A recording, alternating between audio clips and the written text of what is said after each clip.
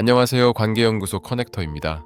저는 오늘 여러분과 함께 우리 삶의 아주 가까운 곳에 늘 존재하지만 동시에 우리 마음을 가장 무겁게 만드는 주제에 대해 깊이 있는 이야기를 나누어 보고자 합니다.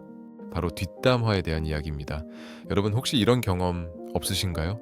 친한 동료들과의 점심시간이나 오랜만에 만난 친구들과의 모임에서 처음에는 분명 즐거운 대화로 시작했는데 어느 순간 정신을 차려보니 그 자리에 없는 누군가의 단점이나 실수를 소재로 열을 올리고 있는 자신의 모습을 발견한 적 말입니다.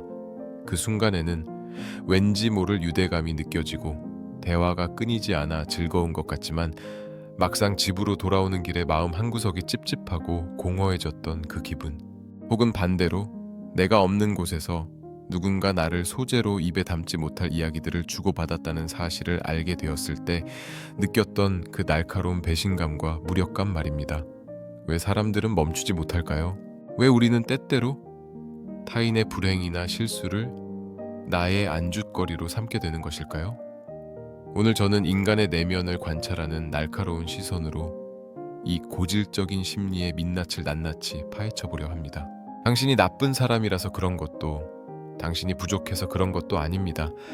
그저 우리 인간의 뇌와 심리가 설계된 방식 때문일 수 있습니다. 오늘 이 시간을 통해 뒷담화라는 감옥에서 벗어나 진정한 내면의 평화를 찾는 방법을 함께 고민해 보겠습니다. 우선 뒷담화라는 현상을 심리학적인 원거리 렌즈로 들여다봅시다. 인류학자 로빈 덤바는 인간의 언어가 진화한 핵심적인 이유 중 하나가 바로 가십, 즉 뒷담화라고 주장했습니다. 원시 시대의 우리 조상들은 서로의 털을 골라주는 행위를 통해 유대감을 형성했는데 집단의 규모가 커지면서 일일이 털을 골라줄 시간이 부족해지자 그 역할을 대신하게 된 것이 바로 말로 하는 뒷담화였다는 것입니다. 즉 뒷담화는 태생적으로 사회적 접착제 역할을 합니다. 누군가를 공동의 적으로 설정하고 그에 대한 정보를 공유할 때 우리 뇌에서는 옥시토신이라는 유대감 호르몬과 함께 도파민이 분출됩니다. 비밀을 공유했다는 착각이 주는 짜릿한 쾌감이 우리를 중독시키는 것이죠. 하지만 여기서 우리가 간과하는 중요한 심리학적 기제가 있습니다. 바로 레온 페스팅거가 제안한 사회 비교 이론입니다. 사람은 누구나 자신의 가치를 확인받고 싶어 합니다. 하지만 스스로를 긍정하기가 힘들 때 우리는 가장 손쉬운 방법을 택합니다. 나보다 못한 사람 혹은 결점이 드러난 사람을 깎아내림으로써 상대적으로 나의 위치를 높이는 하향 비교를 선택하는 것입니다. 뒷담화에 열을 올리는 사람들의 내면을 깊이 들여다보면 그 안에는 의외로 극심한 열등감과 불안이 자리 잡고 있는 경우가 많습니다. 타인을 비난함으로써 나의 도덕적 우월감을 확인받고 싶어하기도 하는 간절한 몸부림인 셈이죠. 또한 뇌과학적으로 보면 뒷담화는 스트레스 해소에 왜곡된 분출구이기도 합니다. 누군가에 대한 불만을 직접 전달하지 못할 때 느끼는 뇌의 전두엽 부하를 제3자에게 쏟아냄으로써 일시적인 카타르시스를 느끼는 것입니다. 그러나 이것은 마약과도 같아서 순간의 해소 뒤에는 더 큰 불안감이 찾아옵니다. 내가 남의 이야기를 한 만큼 남들도 내 이야기를 할 것이라는 투사기제가 작동하기 때문입니다. 그렇다면 우리는 이 끝없는 뒷담화의 굴레에서 어떻게 자신을 보호하고 또 그런 습관에서 벗어날 수 있을까요? 먼저 뒷담화를 좋아하는 사람을 대처하는 구체적인 기술부터 알아보겠습니다. 가장 흔한 상황은 누군가 다가와 은근슬쩍 타인의 흉을 보기 시작할 때입니다. 이때 가장 위험한 대응은 맞장구를 치거나 침묵으로 동조하는 것입니다. 심리학적으로 침묵은 암묵적 동의로 해석됩니다. 나중에 문제가 생겼을 때 당신도 그 대화의 공범이 되어버리는 것이죠. 이럴 때는 이른바 회색 지대 화법이 필요합니다. 상대방의 감정은 읽어주되 비난의 내용에는 가담하지 않는 기술입니다. 예를 들어 친구가 직장 상사의 욕을 늘어놓을 때 정말 힘들었겠구나, 마음고생이 심했네 라고 말하며 상대의 감정에는 공감해 주십시오. 하지만 그 뒤에 그런데 그 상사도 무슨 사정이 있었겠지 라거나 나는 그분과 직접 겪어보지 않아서 잘 모르겠어 라고 명확하게 선을 긋는 것이 중요합니다.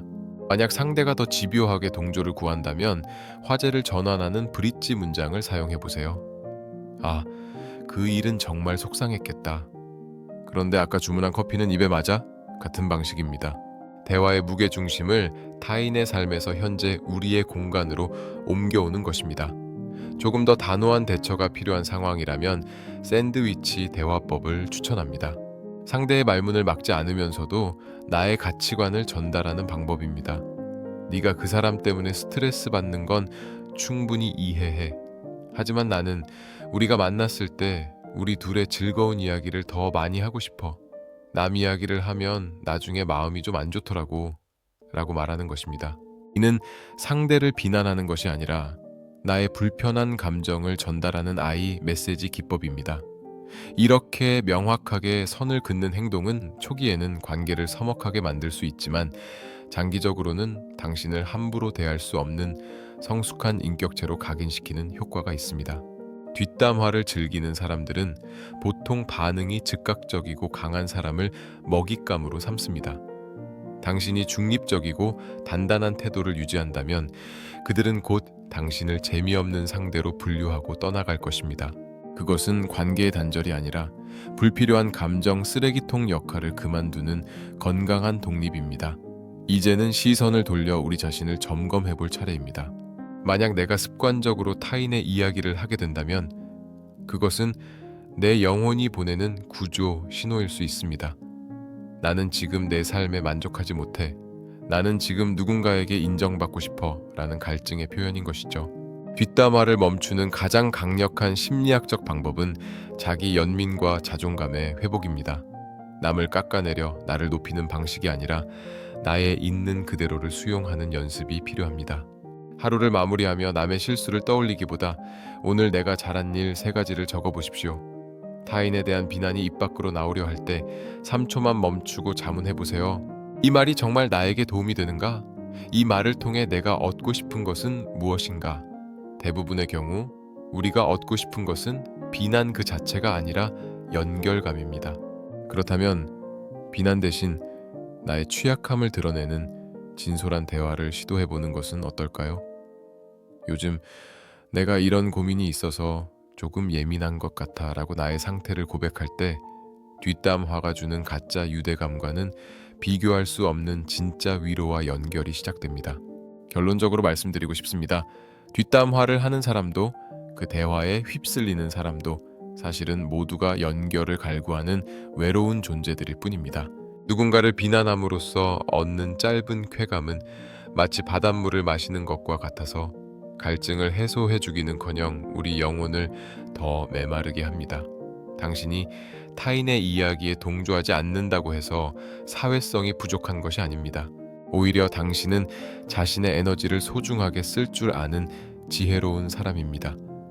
남의 인생을 관전하며 점수를 매기는 관객의 삶이 아니라 나의 인생이라는 무대 위에서 주인공으로 살아가는 사람은 타인을 무너뜨릴 시간이 없습니다. 혹시 과거에 뒷담화로 상처를 주었거나 혹은 상처를 입어 괴로워하고 계신가요? 괜찮습니다. 그 감정을 인지한 순간부터 변화는 이미 시작되었습니다. 당신이 이상한 것이 아니라 우리 마음의 작동 원리가 잠시 오류를 일으킨 것뿐입니다. 오늘 제가 드린 이 이야기들이 여러분의 인간관계에서 단단한 방패가 되고 동시에 스스로를 비추는 맑은 거울이 되기를 진심으로 바랍니다. 누군가를 헐뜯지 않아도 당신은 충분히 가치 있고 매력적인 사람입니다. 타인의 단점이 아닌 당신 안에 잠자고 있는 무한한 가능성과 밝은 빛에 집중해 보세요.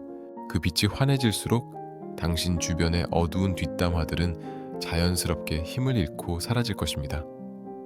당신의 언어가 당신의 품격이 되고 당신의 침묵이 당신의 깊이가 되는 그런 성숙한 관계의 주인공이 되시길 응원합니다. 당신은 존재 자체로 충분히 아름답고 귀한 사람입니다. 오늘 밤은 타인의 목소리가 아닌 당신 내면의 조용한 목소리에 귀를 기울이며 평온한 휴식을 취하시길 바랍니다.